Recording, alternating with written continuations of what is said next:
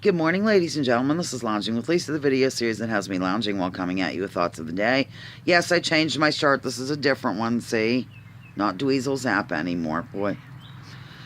I'll tell you. Anyhow, I'm just checking in. I don't really have much going on. I will say I awakened at 5 in the morning and I thought, oh dear, I'm going to be sick.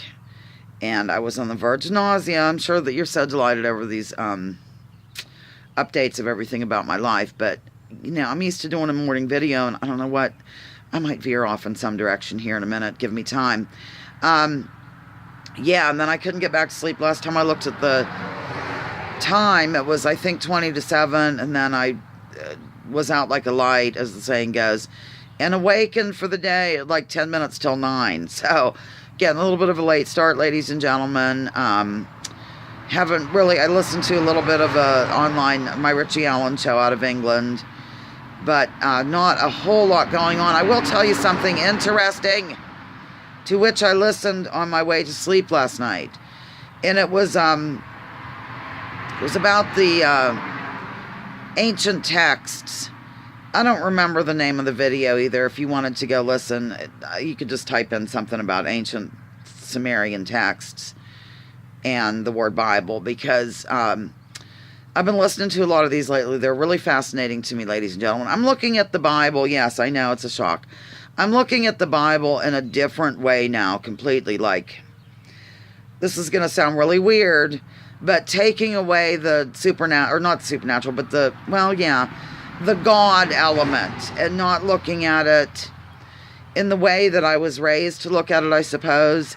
And the interesting thing is, if you go back to the Sumerian tablets, which predate the Genesis part of the Bible, by thousands of years, literally, it's basically a mirrored story, you know. So in other words, the author of Genesis got the info from the ancient text to which he or she had access, and that would be the Sumerian tablets.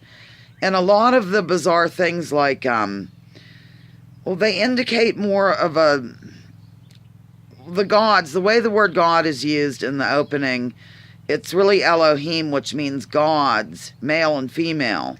If I'm not mistaken, I could be a little confused right now, ladies and gentlemen. After all, this is my first video of the day. It doesn't really refer to the old man in the sky that we think of kind of deal. But it could be like an alien. I know this sounds really strange. It could be more or less sort of a different member of the universe. I'll put it that way.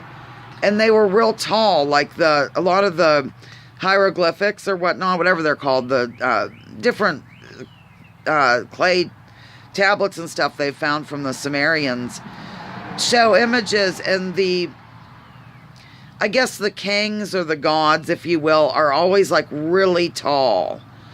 And there's this theory that they kind of tinkered with the DNA of existing creatures sort of here, and more or less created us. And this is where we get the creation story in Genesis, as it compares to the more ancient text of Sumerian tablets. So anyhow, that's, good Lord, I just went off on a tangent there. That's where I went to sleep listening to that. I think it's really fascinating to take note that all these ancient cultures, people are always looking skyward. And I guess we've been kind of groomed to think, well, of course they are. They're looking at a God figure. When you could look at that a different way and think, wait a minute, could it just be an extraterrestrial kind of figure? It's interesting to me. I mean, who knows? It could be. Maybe it isn't. But if one gentleman had gone through the whole Bible and he arranged it, you have to excuse me again. First of all, it's not laid out in the way it was written. I'm sure a lot of you already know that. But so he went and laid it out in the appropriate manner, and then it told the story more clearly.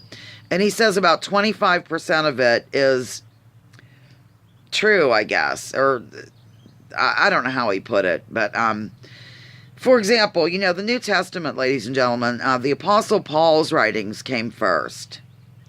And then the Gospels, and then the Gospels were not laid out, Matthew, Mark, Luke. It was Mark, I think it was Mark, Matthew, Luke, John. So it wasn't Matthew, Mark, Luke.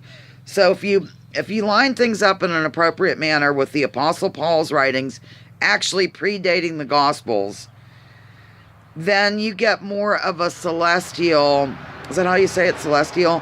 Heavenly story unfolding that the Jesus character didn't like Paul doesn't ever mention in his writings, his epistles. He never mentions the virgin birth and all kinds of other things. You don't really get an idea of an earthly Jesus, Yeshua, however you want to say it, character. But when you move into the Gospels and things, then that's when it becomes on an earthly realm. Very interesting to me anyway. It might not be to you, but just looking at these ancient texts in a different way that kind of eliminates the God figure.